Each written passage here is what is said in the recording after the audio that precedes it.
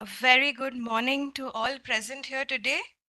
The Energy and Resources Institute, in collaboration with Medalytics Digital Convergence and RESCORE, cordially welcomes you to the 2024 Conference on Disaster Resilience.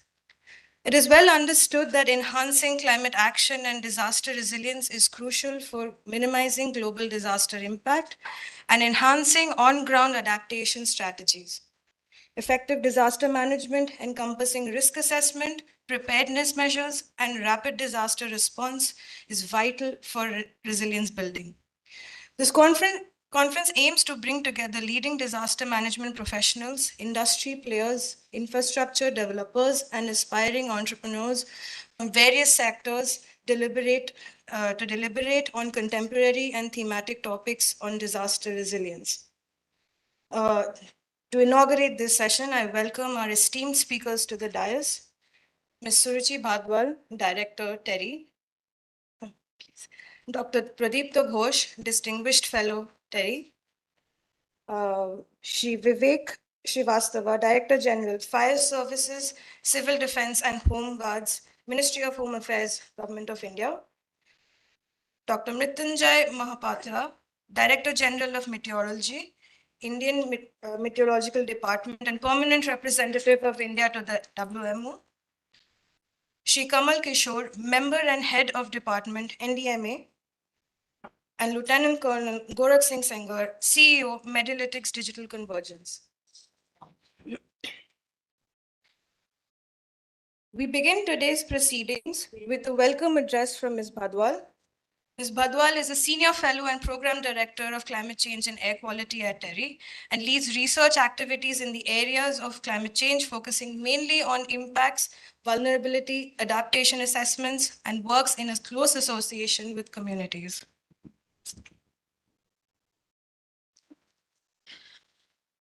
Thank you, Ashmita. Let me take this opportunity to welcome you all. Members on the top table, Shri Kamal Kishore Member and Head of the Department, NDMA, Ministry of Home Affairs, Government of India. Dr. Mrityunjay Mahapatra, Director General of Meteorology, Indian Met Department, and the Permanent Representative of India to the World Meteorological Organization. Shri Vivek Srivastava, Director General, Fire Services, Civil Defense and Home Guards, Ministry of Home Affairs, Government of India. Shri Sunil Kumar Ambast, Chairman, Central Groundwater Board, and Dr. Ghosh, Distinguished Fellow TERI. Also, other speakers who are going to join us during the day and participants who've joined us for the discussion today. It gives me immense pleasure to have you join us here on the occasion of this conference on Disaster Resilience 2024, the theme being to unite disaster mitigation stakeholders and people working across the spectrum on this topic, with a focus on various issues.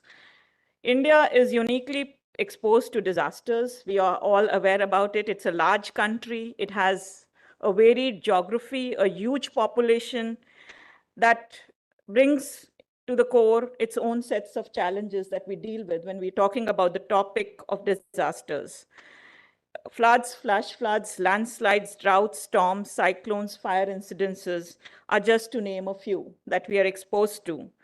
It is an opportune moment to review how disasters are likely to also be affected in an enhanced climatic condition and how do we see this integration with the climate work that is going around in the country. How is it being taken into account in the entire policy and planning processes? And how is it that basically we are considering integrating disaster concerns into climatic concerns that we have been talking about. Just to give an example, earlier in the 60s and 70s, or maybe even before that, because when I started working in the climate domain, I had heard about the 1972 big drought that had struck India, but I was not even born during that time. But maybe, the concern on droughts was even there before that. It has been a major concern in the 60s, 70s, or maybe even in the 50s, which led to the development of massive programs to help address droughts in India, like the Drought Prone Area Program, the DDP, the Watershed Program. However, recent exposures have been a mix, and we have to realize that, and that's what possibly even has been captured by many in terms of their research, but also the media. We've been hearing a lot about floods nowadays compared to droughts, flash floods, heavy precipitation incidences. Highlights the need for reorientation and to be better equipped to be able to deal with these disasters. This conference aims to bring together experts with varied backgrounds.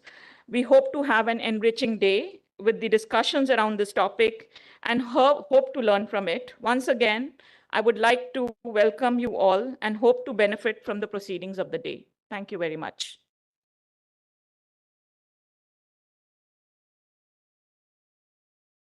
Thank you, ma'am. As we move on, it is my distinguished honor to welcome Dr. Pradipto Ghosh, Distinguished Fellow Terry, for a special address. Dr. Ghosh is involved in research and teaching at the interface of science, economics, philosophy, and public policy. He was earlier a member of the Scientific Advisory Council of the Cabinet, Governing Council of the Indian Council for Social Science Research, Indian Resource Panel, PM's Council on Climate Change, Advisory Committee on G20 Matters to the Ministry of Finance, and member of the National Security Advisory Council. So,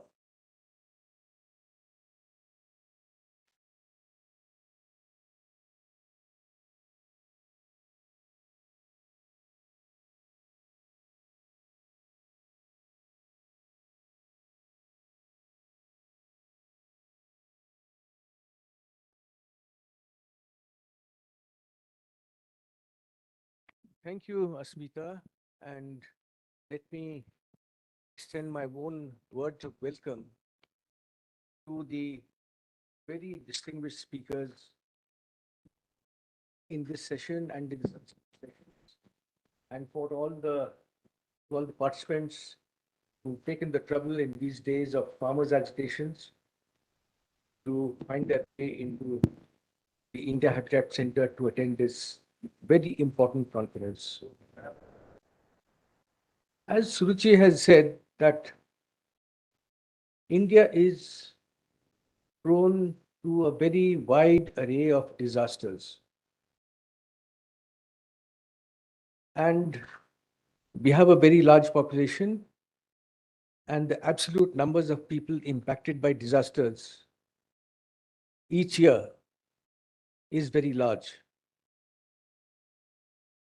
But what we have seen over the past several decades is that the loss of life and property in disasters have come down very significantly.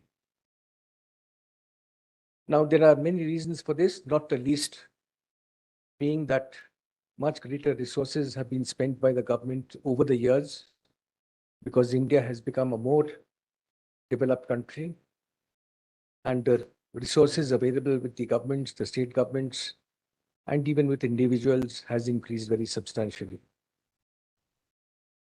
But rather than dwell on all these aspects, let me present in my inaugural address a few conceptual aspects about disaster management and resilience. The first is, what exactly do we mean by a disaster? A disaster is the actual manifestation of a risk.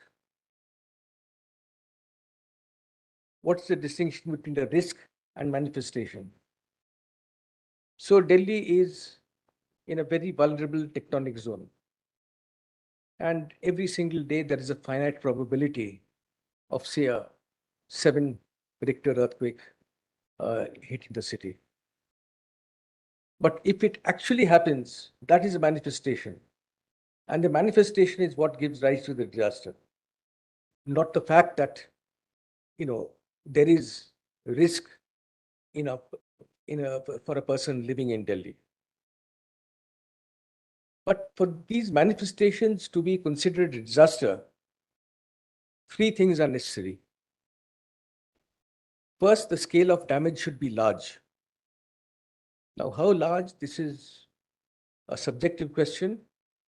But clearly, what we mean is that supposing a person suffers a fatal injury in a car accident, well, that's not a disaster, that is an accident. So, in some sense, the scale of fatalities, injuries, property damage should be large. Second is that the event should not be a slow onset event. And the classic example of a slow onset event is sea level rise, which may take many decades to manifest. But in the interim, we can observe what happens to the sea level rise and take measures in anticipation of what we can understand will happen in the course of the next 20, 30 years. The third aspect is that the risk should be societal in nature. It is not an individual risk. For example, a motorcyclist traveling without a helmet, that's an individual risk, individually imposed. But a societal risk is one in which one is exposed to the risk by virtue of the fact that one lives in a particular society, in a particular community. Now, disasters may have a human or a natural origin. For example, human origin, uh, human origin disasters include pollution, unsafe buildings, unsafe railways, and so on. Of natural origin, for example, earthquakes, meteor strikes, droughts, pandemics, and so on. Now, disaster mitigation may also take place at three levels. First, at the level of the person or agency imposing the risk.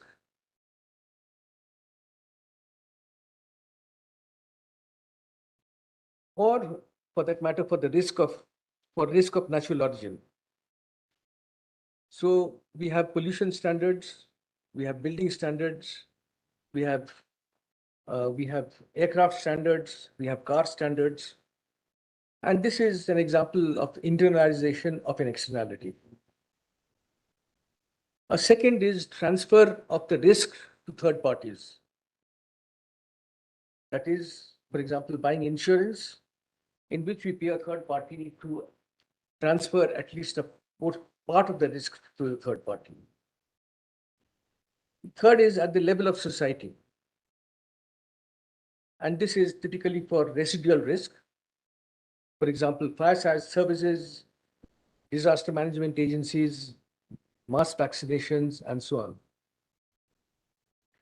Now, one thing that has been observed very, very clearly is that as societies become richer, as they become more developed, they become less tolerant of risk. And we have seen this even in the case of India. For example, in the 50s and 60s, we had thousands of deaths each year due to floods, droughts, cyclones, and so on. But the country has become much less tolerant of risk. The country has become more developed. People have become richer. Now, there's an important question that when it comes to societal risk, who pays for its abatement? Now, this is a very complex question in public finance, and I do not have the time to go into all the aspects of these questions. Now, however, we may note that the cost is generally shared by individuals and by society, and when it is shared by society, is paid for through taxes. But then there are important questions of how much risk is to be abated. Do we abate the risk uniformly across different types of risk, in the sense that, say, the aversion of a single fatality the cost that we incur, should our expenditure on different aspects of risk be the same? Should, for example, be spending 5 lakhs of rupees per fatality averted in the railways, for cyclone management, for vaccinations? There's an important issue here, and it goes to the question of perceptions of risk. There are also important issues of equity. And the equity issue arises in two respects. The taxes which have to be raised, what sections of society are they to be raised from? What is the incidence different sectors of society? And then also that whose risk concerns do we spend the money on? Who bears the residual risk? So these are important, complex questions. Now, I have mentioned that India has made a great deal of progress in risk mitigation. I recall that in the 1970s, there was a super cyclone in Odisha, and it resulted in some 250,000 deaths. 2 years ago, there was a cyclone of similar magnitude in much the same region, and the number of deaths was less than 20. And this is not an accident. This is because there has been a huge public and to some extent private effort in risk mitigation. However, this risk mitigation is not across the board. It does not apply to all the types of risk, societal risk that manifest in society. So there are still many important gaps. But the general point is that in many aspects we have made huge progress. So I will leave it there, and I look forward to the presentations by the distinguished speakers in this panel and in the subsequent panels. Thank you very much.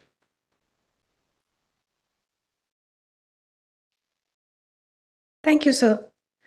I now welcome Shri Vivek Srivastava, Directorate General, Fire Services, Civil Defense and Home Guards, Ministry of Home Affairs, who has had a distinguished career as an IPS officer with extensive experience spanning over 3 decades. Having entered the service in the year 1989, he has served in various capacities, showcasing leadership skills and dedication to public service. Sir? Yes, absolutely.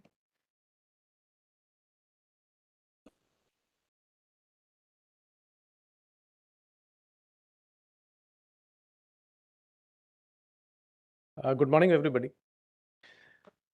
In fact, I was wondering what to speak about to this distinguished gathering, which is where the NDMA chief is also here. What can I add to this, the knowledge with this gathering belongs. So I thought maybe I'll relate to my experience, which I have had. Now, fortunately or unfortunately, during my career spanning 34 years as of now, I have had the, if I may say, misfortune to be at the wrong place at the wrong time. Going backwards, I was the superintendent of police Kutch when the Bhuj earthquake, which was a massive earthquake, which actually struck in 2001. So I was there, and I continued there for 1.5 years. And I could actually see from close quarters how a major disaster affects and overwhelms all the services. What was our response at that point of time? What the government of Gujarat did subsequently so that such a thing doesn't recur, at least in Gujarat. Then subsequently, the government of India also followed suit with a Disaster Management Act in 2005. I think the Disaster Management Act 2005 was a direct consequence of the disaster which happened in 2001, which was the Bhuj earthquake. Now, while the distinguished fellow Terry, he has given a theoretical construct, I'll actually not go into a theoretical construct. There will be many others who will be more knowledgeable than me on this area. I have also faced one of the worst riots the country has seen, because this was post Babri demolition. I was just 25 days old in service. I was ACP in Surat city, so that was a man-made disaster. Surat city witnessed extensive rioting for extended period of time. So this may be called actually a man-made disaster. But in any case, but from experience, I can say this kind of conferences which we are having and the sessions which we'll be having, where we will discuss the role of the various agencies in mitigating disaster, how technology can help us in doing so, how training, etc., and previous knowledge can actually prepare us to deal with a disaster actually better. But two other aspects I would like to actually focus or maybe like to mention here. One is that no disaster is a clone or is identical to the one which has happened earlier. So every disaster is actually a separate independent event. While our past learning experiences and training might help us, but actually this will be the actions which will have to be taken will have to be tailor made for that particular disaster. So while we may be prepared, theoretically prepared, we may do lots of courses and of course have this, but every disaster will be different, so one may keep that in mind. The role and importance of the person at that point of time can never be underestimated. So it is actually the person who is at that point of time who has to take the call. His experiences, his capabilities, his ability to lead, and how he can channelize whatever resources are there at that point of time.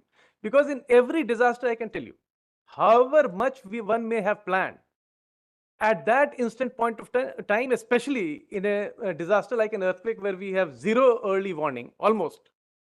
While in other disasters, for example, in cyclone, there is a large enough warning. So maybe 3 days in advance, 4 days in advance. Actually, now you can actually see it on television how the cyclone is coming. So you can actually prepare for it and actually anticipate it, and to that extent, maybe deal with it much better. So disasters which come, so we may actually categorize disasters where there is an opportunity for an early warning, or where early warning may not really exist, and we will have to then actually respond to the disaster when it has actually happened, as I had to do on 26 January 2001, the day I very, very vividly remember. Now here, as I said, any person who has to actually deal with it, or who will be required to deal with it, will have to think on his or her feet. There is no shortcut. If one has a previous experience, as I said earlier, or has prepared for that, it will actually help. But then actually, one thing will be very clear, which I'm actually, again, where I'm saying, at the initial instant, all the services will be overwhelmed. So nothing will work.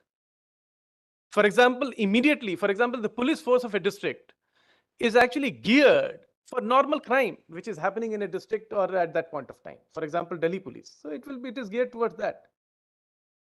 If a disaster happens, the total requirement of force will multiply several times, several hundred times, which will not be available.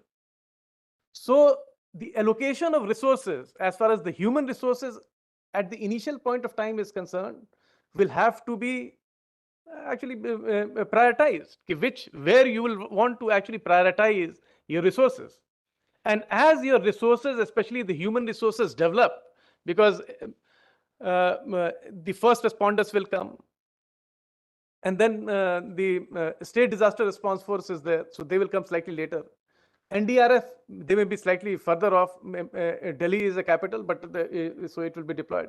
So all these resources, paramilitary, home guards from other places, civil defense forces from other places, all this army, etc., all will come.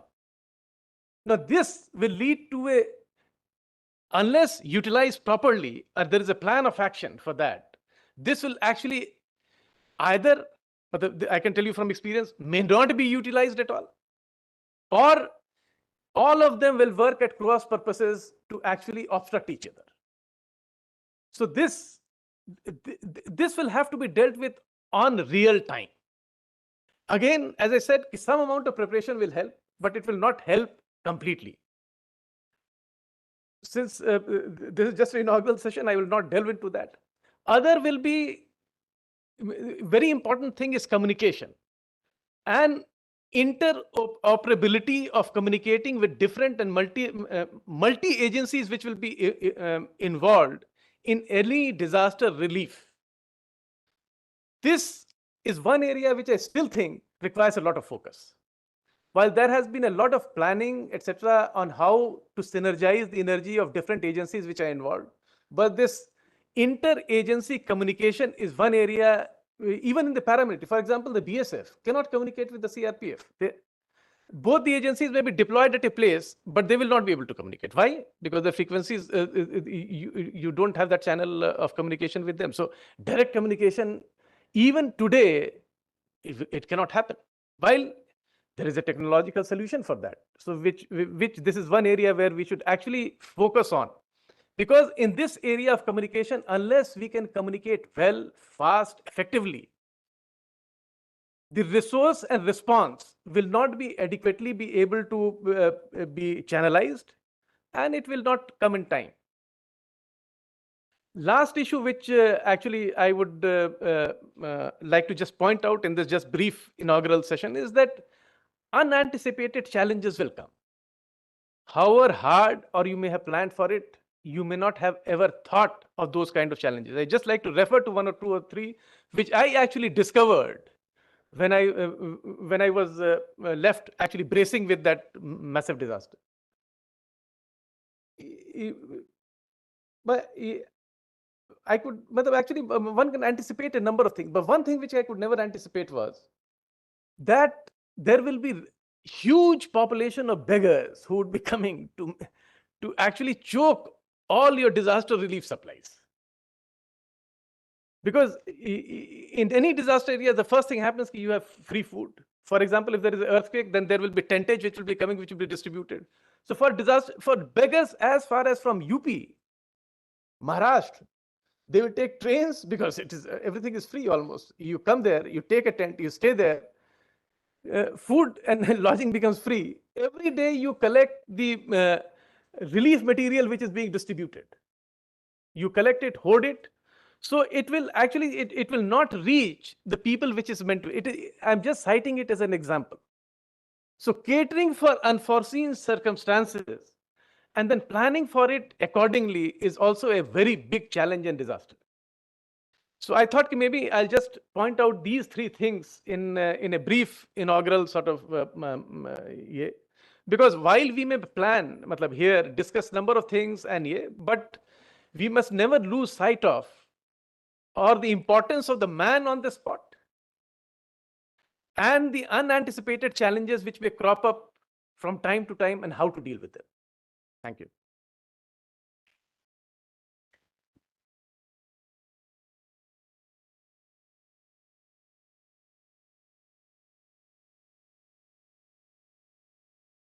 Thank you, sir.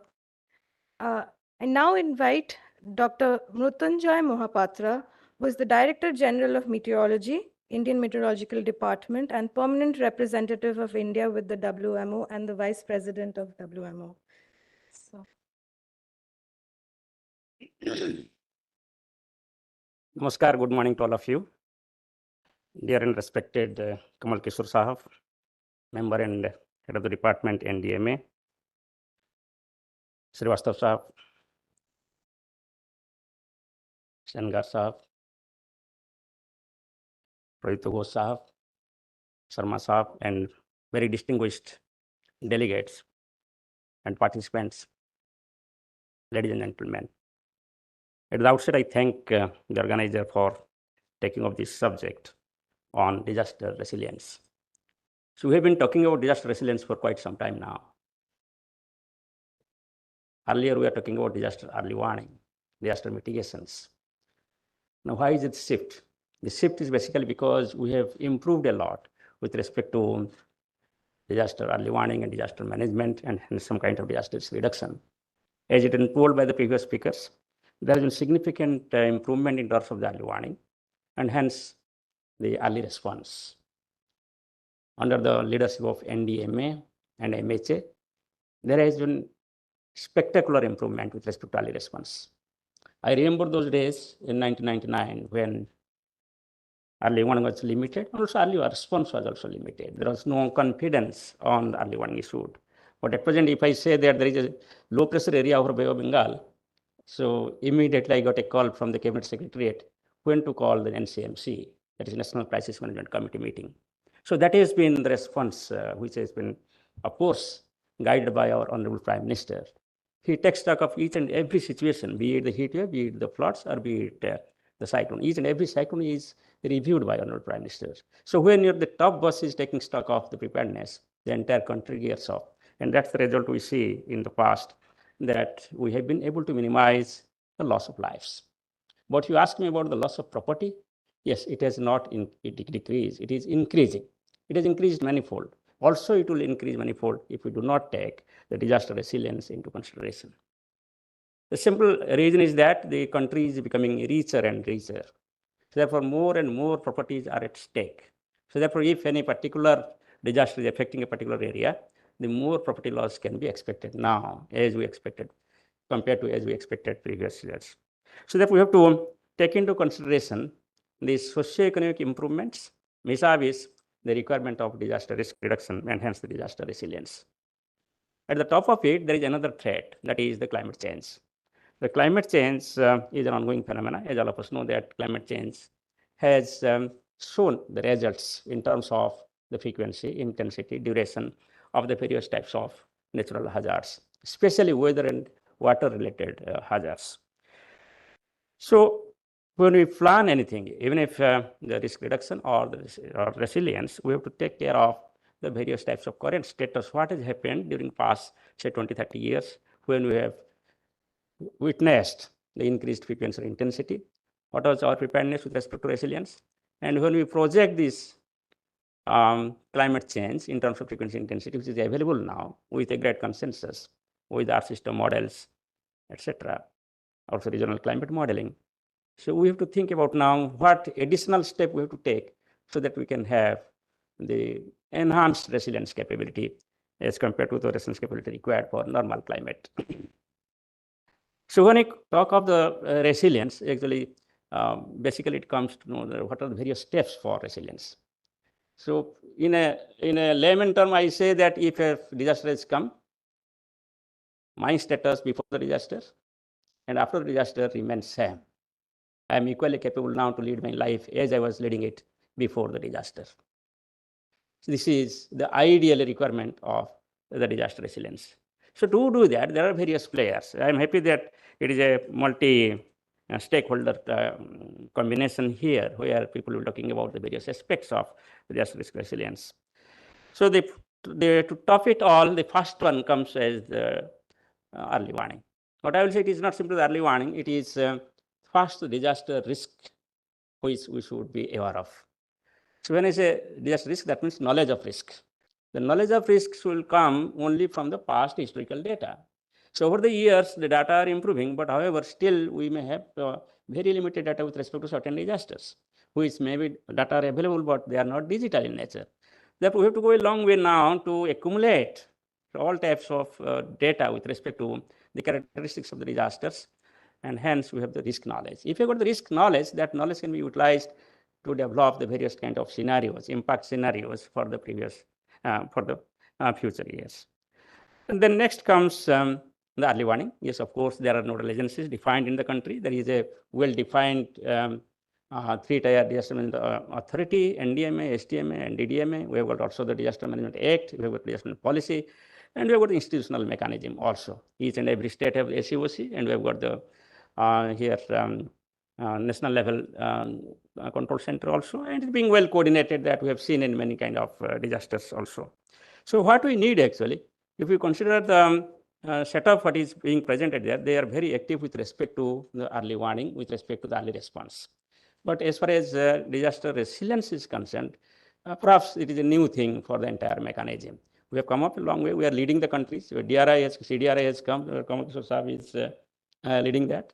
And he has done a lot with respect to not only CDRI, also with respect to early warning, formulation guidelines, and policy and planning in the country. NDMA has contributed a lot. And recently we have got a very good discussion about the heat wave and its resilience. So what we need, sir, I will request that we can have whether the same institutional mechanism can be burdened with to look at the disaster resilience, or otherwise we have to identify institutional level for actions towards the disaster resilience.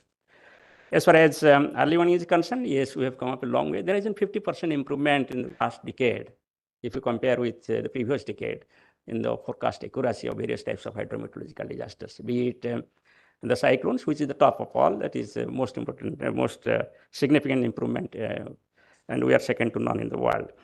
And it has been demonstrated in zero death in Viparjaya with early response and coordinated response by NDMA and MHA and the concerned states. At the same time, also, if you look at the floods, yes, there are various types of floods. The large-scale floods, like the riverine floods, they are being targeted. We have got the entire system of CWC, IMD, and MHA, NDRF working together. And there has been a quite good response. But when you consider the urban floods, we have very limited action so far. We have to go for a long way to have each and every urban center with an urban flood management in this category. With respect to heat wave, cold wave, heat action plan, cold action plan has come up. But if you look at its penetration to the lowest mile, that is individual public or individual institutions, where we perhaps do not estimate properly. We are underestimating the impact of this heat wave and cold wave on the properties. There are a lot of losses because of these, be it the agriculture or be it the power or be it some other sectors. So therefore, we can have the resilience mechanism developed for even the not so visible disasters like heat wave and cold wave, apart from the floods, droughts, and the cyclones. So if you look at other aspects, there comes the communications, and with the leadership of Kamal Kishore Saab, we have come up with a lot of initiative targeting towards Common Alert Protocol, but it's just a beginning. We have to go for the Common Alert Protocol in such a way that each and every person understands the warning, understands the action to be taken in a seamless manner. So that means what I want to say, that it should be in every dialect, it should be in such a form that it is simple and triggering, and action can be taken by each individual and each institutions. So apart from that, we have to maintain redundancy. As previous speaker was telling, there should be multiple cascaded communication system among the institutions, among the organizations, so that it can help each other and we can have robust systems. Then, of course, we need some kind of capacity building, training. We have got a lot of training by NIDM, and also many other institutes like IIP also conducts on disaster management. We individual agencies also conduct the training for our own people and other people in the respective fields. But what is needed now, the training and resilience is very limited. Perhaps people do not understand what are the do's and don'ts for the resilience. People do not know the FAQs, and therefore we have to work together to develop some kind of database, some kind of capacity building exercise, so that in addition to early warning and early response, we can have the response towards the resilience. And last one, of course, that is the structural measures like the insurance, etc. I think that we are far away. We have to go for having the insurance for each and every sector, each and every institute, and each and every persons. So that should be the target if we want to minimize the loss and maximize the resilience. I hope we will come up with a very good understanding, and we'll go further to improve our resilience mechanism. Thank you.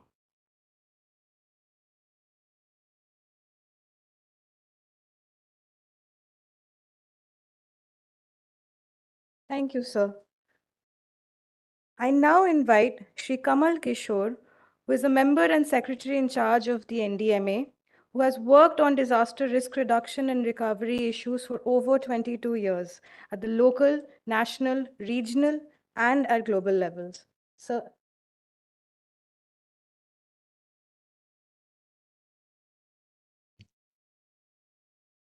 A very good morning to all of you, and thank you for giving me this opportunity to share a few thoughts.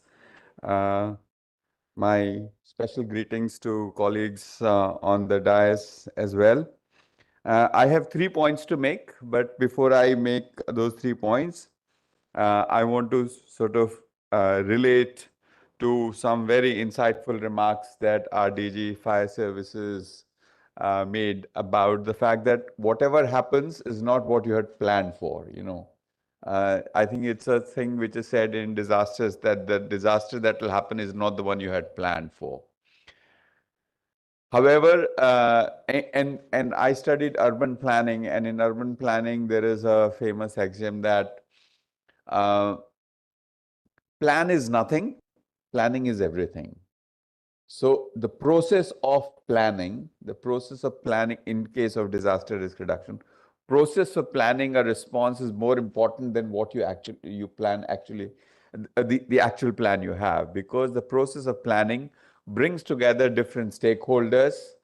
Uh, and when we do mock exercises, you know, just yesterday and today we are running a mock exercise in Pondicherry. You interject surprises into it so that it's not a static thing. There are real world examples. If you look at Samyar Pettai, it's a village in Tamil Nadu in Kadalur district. When the tsunami occurred on 26 December 2004, the mortality in that village was several orders of magnitude less compared to other villages. Had they done any planning for tsunami? No, they hadn't even heard that there is something called tsunami. But they had done a drill for cyclone preparedness just a month ago. So that helped. So what I'm saying is that, as DG just said, that we have to plan, but we have to be nimble. You know, we can't just sort of stick in one plan and say that this is the plan. So this is a process of continuous learning. As he said, you know, the person who is on the ground, a lot depends on him or her. That person really needs to have, need to be able to think on their feet. And we have to prepare them to have the ability to think on their feet. So that is really, really important. So with that, I think that really set the stage for the kind of dynamic thinking we require at different levels, dynamic ability to adjust our response in a, a different kind of evolving disaster situation. So with that, I just want to, I mean, there's a lot that can be said on disaster risk management in the country, but I just want to focus on three things. As was highlighted also by several speakers, Dr. Mahapatra talked about it, DG also talked about it, that following the 2001 earthquake, we have a law, we have a three-tiered structure, we have a provision of national authority, state authority, and district authority. But the next frontier in disaster risk management is really localization. Even a district is too gross a level. We need capacity at the local level. And I think that's where we really have to work together and in exercising our imagination as to how we can take disaster risk management capacity down to the local level. From NDMA side, we have a very successful scheme which has created 1 lakh volunteers, Apda Mitras across the country. These 1 lakh volunteers, sometimes when disasters occur, we learn from the newspaper reports that they were amongst the first ones to respond well before the state disaster response force or national disaster response force arrived on the ground. Now, we can pat our back and say that, wow, this is great. You know, 1 lakh volunteers, 1 lakh Abda Mitras in 2 years. But if you do the maths, that comes to 14 for 14,000 people, there is one Abda Mitra. So it's still a drop in the ocean. You know, we really need to take it to scale. We are working with DG Fire Service, who's also DG of Civil Defense and Home Guard. How do we bring them into it? How do we sort of build their capacity that's already an existing resource to really, multiply our capacity at the local level? There is a big program to strengthen fire services at the local level. 5,500 crore program, again, that the DG is leading, where we are supporting states in modernizing their fire services. Fire services are really close to the communities, so we have to have capacity there to not just do fire response, but all kinds of emergency response. The point I'm making by citing these examples is that next frontier really is local level. Every village, every town, every city, every neighborhood should have some basic capacity for disaster response. And above all, awareness and nimbleness to respond to any situation, any disasters that arise. So localization is key. A few years ago, our Prime Minister outlined a 10-point agenda for disaster risk reduction, and a key element of that was really building local capacity. The second point I want to make is that, the topic of the subtitle of this conference is Uniting Disaster Mitigation Stakeholders. I think it's really important that we focus on mitigation. We can come up with excellent capacities for response to a flood or urban flood or cyclone, but we will always be responding. The level of risk that you have, the only way to address it is to really reduce the risk, stop the creation of new risk. If today every year we add something like 3% to our building stock, 60% of the country is exposed to earthquakes. In that 60% of the area, 75% of our population lives. So actually the risk is higher. It's not 60%, it's 75% of us individuals, population of this country, is exposed to moderate to severe intensity earthquakes. And the rate of expansion of building stock, new buildings, is something like 3%. So if we say that every new building that we build will be compliant with seismic codes, we will be having a very different conversation in 2 decades from now. We will have a large portion of our buildings which will withstand an earthquake, and hence we will have less requirement of responders. If we do not invest in mitigation, then it is a little bit like, you want to go up, but you are standing on the down escalator. You will make some progress, but not quite a lot of progress, because escalator is coming down, you're trying to use that to go up. If you show a lot of heroics, you may reach the halfway, but you will never get on top. We just recently had a major earthquake in Japan. The deaths were in couple of hundreds. It was 7.5 in a highly dense urban area, because they have been working on it for the last 3 decades. After the great Kanto earthquake so they had exactly the kind of situation we have right now, which is a large proportion of vulnerable building stock. They also had the same situation. After the great Kanto earthquake, they said, no, this is not acceptable. We have to change because we are in an earthquake prone area. We talk about cyclone preparedness. We give example of 1999 cyclone, super cyclone, where 10,000 people died, in 2013 cyclone, where the deaths were in a dozen or so. Great. We should be very happy about that we had great early warning system. We evacuated people. We had cyclone shelters. But if you compare the number of houses that were damaged, that were identical. We had the same kind of recovery program. So my dream is that in 20 years or 10 years, we should say that every house in coastal parts of our country is a cyclone shelter.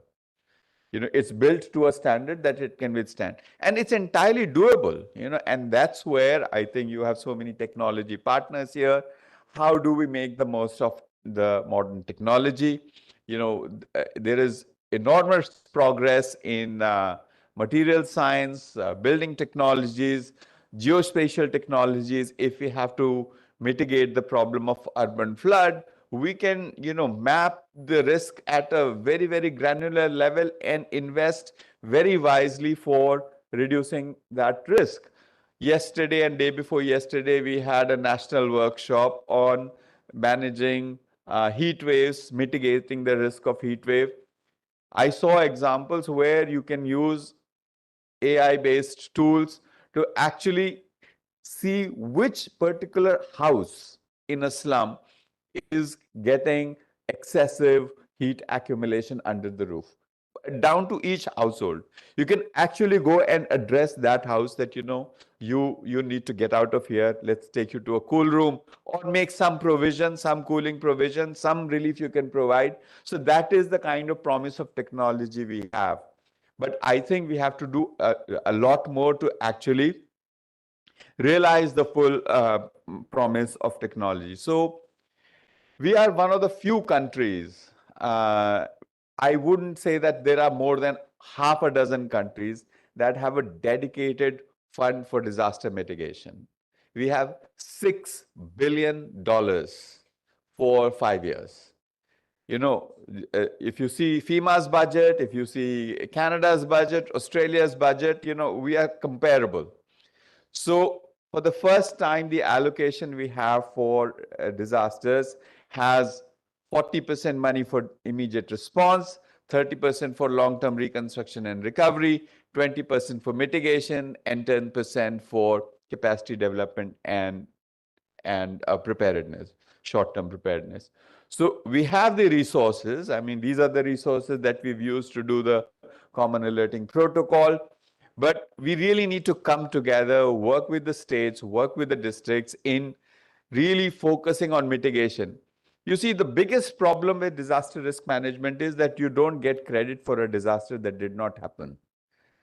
So if you make a house earthquake resistant, an earthquake happened, no one died, you didn't deploy anybody in orange suits, it's not very attractive. It's not a news. There is no heroics. But if we have to realize the dream that our Prime Minister articulates of Viksit Bharat by 2047, disaster mitigation is not something that is nice to do. It is essential to do. It's really important that we take that message back from here, that it is not, of course, any modern nation should have very good response capacities. But if you don't mitigate the risk, if you do not make sure that all our development takes into account current risks, future risks, and makes ourselves resilient to it, we will be trying to use a down escalator to go up the building. We will never get there. And my third and final point is that future is no longer a good guide for the future. Sorry, past is no longer a good guide for the future.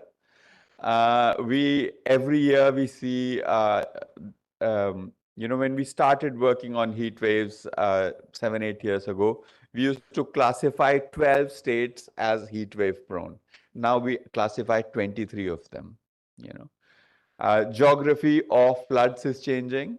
Areas of the country that did not have floods are experiencing floods. There is not a single year where we do not have a major urban area which is flooded. Fortunately, urban flood does not last very long. So it also goes off the news cycle. But the impact it has on economy, on people is enormous. We are probably underestimating the impact it has on people. So it is really important that we focus on not just looking at present risk, but looking at what is the future risk. We have to plan for the future as well as for the present. So I think institutions such as TERI have a very important role. You also work on climate, much greater understanding of local level manifestation of climate change is emerging. How do we bring that into on disaster risk reduction? So these are my 3 points. In the end, I just want to tell you a story. The story is that in a lawless part of the world, there was a man. It was salary day. He went to an ATM. He withdrew his salary. He was going home. He was intercepted by 3 gangsters with knife. They stabbed him to death, took his money, and ran away. But they were caught. And there was an autopsy. These people were brought in the court. And the judge was reading the autopsy report. The autopsy report said that the person died a natural death. So the judge summoned the doctor who had conducted the autopsy. He said that, look, what is this? A knife was found. In fact, 3 knives were found. There is clear evidence that this person was stabbed, and you have ruled that it is a natural death. He said, my lord, if somebody is stabbed 8 times, it's quite natural that they will die. So there are no natural disasters, they're all man-made.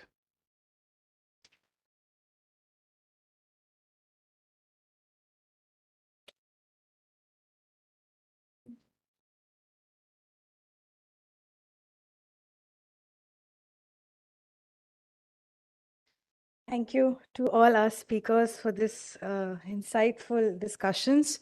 We now have the release of the magazines on disaster resilience. I request all speakers to launch our magazine.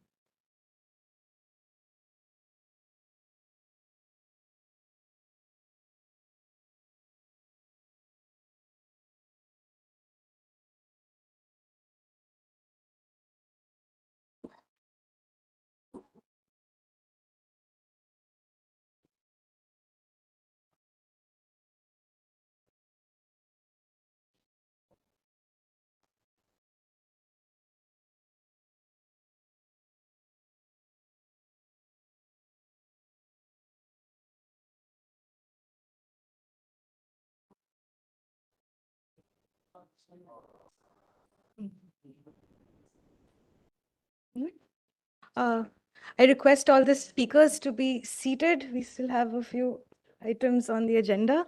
We request our speakers to also award our partners for excellency in leadership for emerging geospatial leaders in disaster resilience. Request Shri Vivek Srivastava to present the tokens of appreciation to Hexagon.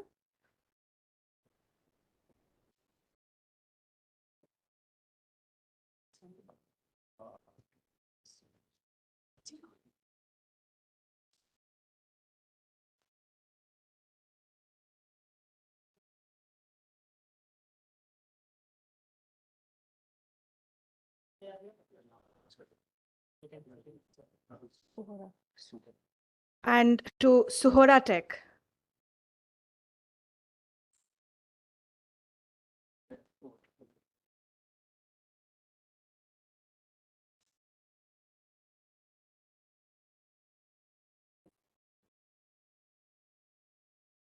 Thank you, sir. I request Dr. Mohapatra to present the awards to Satpalda.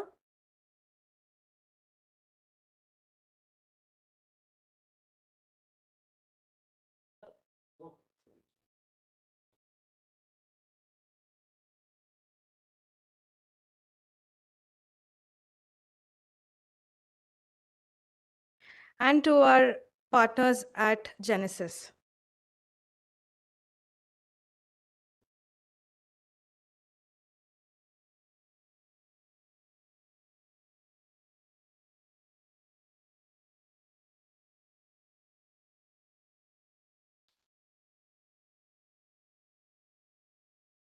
Thank you so much, sir.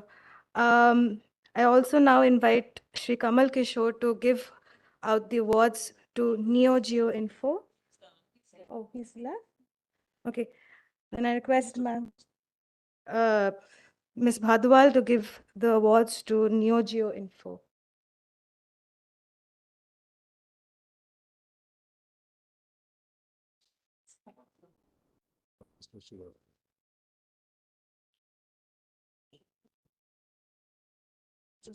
एक ही है. And to Panat Solutions.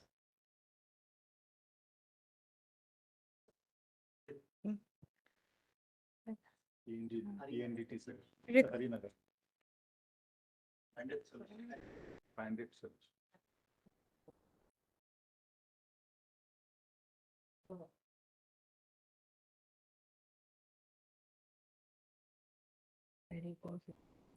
ठीक है, fine.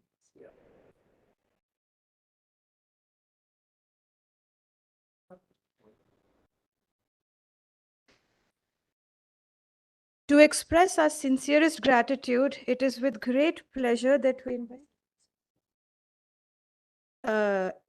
we invite Dr. Ghosh to bestow a token of appreciation upon our distinguished speakers.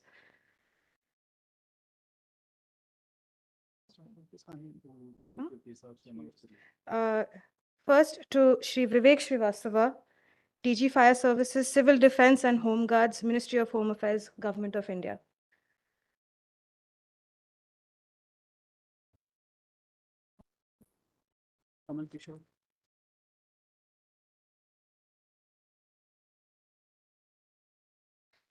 To Dr. Mrityunjay Mahapatra, Director General of Meteorology, India Meteorological Department and Permanent Representative of India to WMO.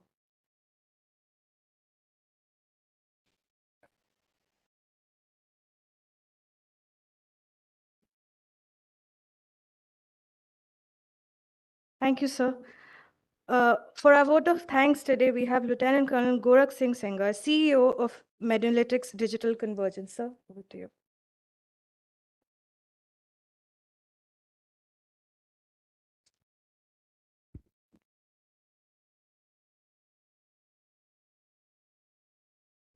Good morning, ladies and gentlemen.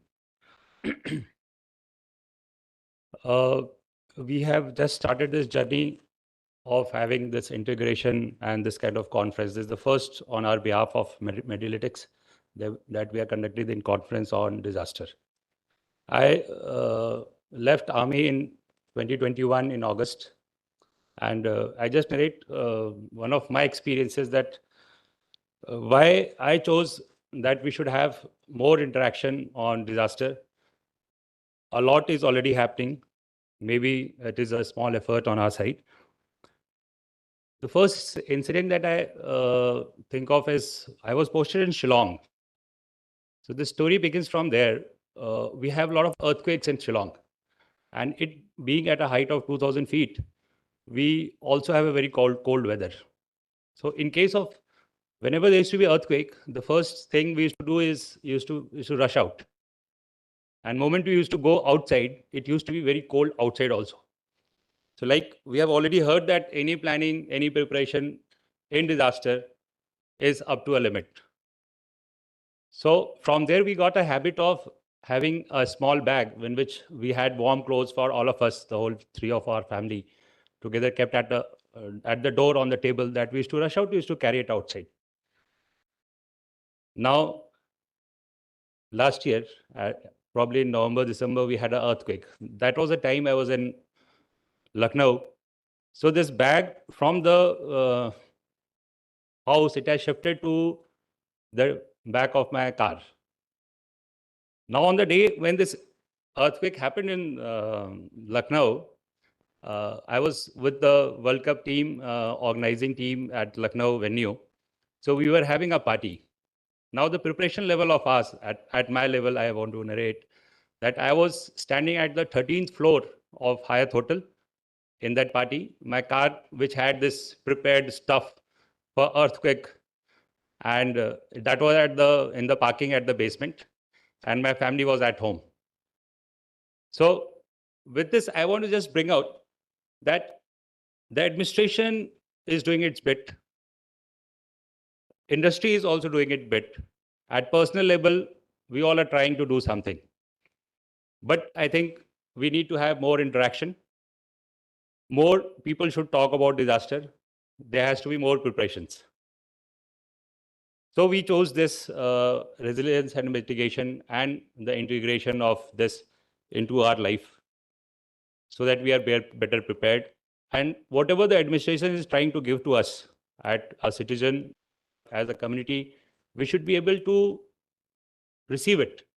We should be able to work on it, because we heard speakers, state speakers mentioning that there will be a lot of pressure on the administration at very higher levels. We have already seen this in 2020 and 21 during the COVID crisis. The administration is stressed to a level where it is bound to fail. We should not complain, but it is bound to fail because we are a country of 140 crore people. Budgets, their measures, everything is at place. But as citizens, we need to accept it and try to contribute our way of during this crisis. Our bit, it may be small, whatever small things we can do, we should try to do that. So I am here to deliver the vote of thanks on behalf of Medalytics, Rescore Technologies, and our host partner Terry. I convey my shukriya and dhanyawad to the August gathering present in this Tamarind Hall and to all our members who are watching us online on digital platforms.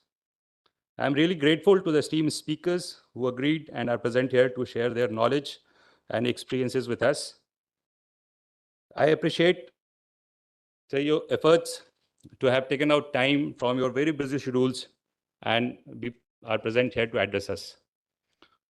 Around 30 companies working on various aspects of disaster management have appreciated this initiative on bringing the government, administration, and the industry on one platform.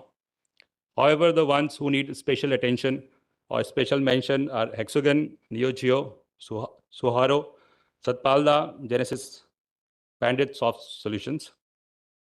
The forum after this inaugural session, it's now open. Today's conference is divided into 5 sessions and each session will be knowledge heavy.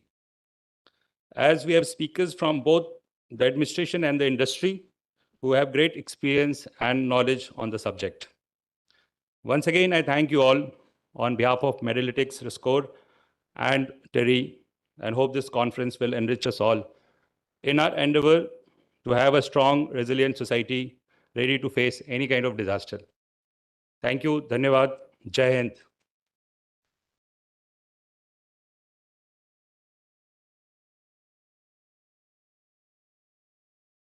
Thank you to our speakers and all present here. As we break for the next session, please join us for tea. We will be resuming shortly, requesting everyone to be seated by 11:30 for the next session. Thank you.